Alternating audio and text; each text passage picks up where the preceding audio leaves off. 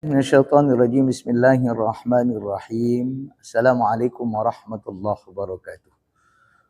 Bapak Ibu, jemaah yang dirahmati Allah, pada malam hari ini malam ketiga Ramadan 1447 Hijriah.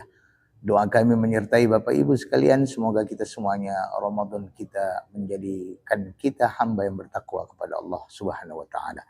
Pada malam hari ini kita mengambil dari kitab yang cukup sederhana tapi bermakna jauh luar biasa, yakni kitab Fiqhus Shiyam karangan yakni Muhammad Hasan Hitu, di mana dinukilkan bahwa Ramadan atau puasa Ramadan itu diwajibkan pada tahun kedua daripada bilangan bulan Hijriyah, yakni tepatnya pada bulan Sya'ban.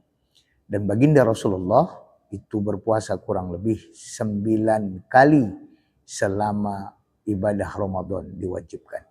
Inilah sedikit keilmuan bagi kita. Assalamualaikum warahmatullahi wabarakatuh.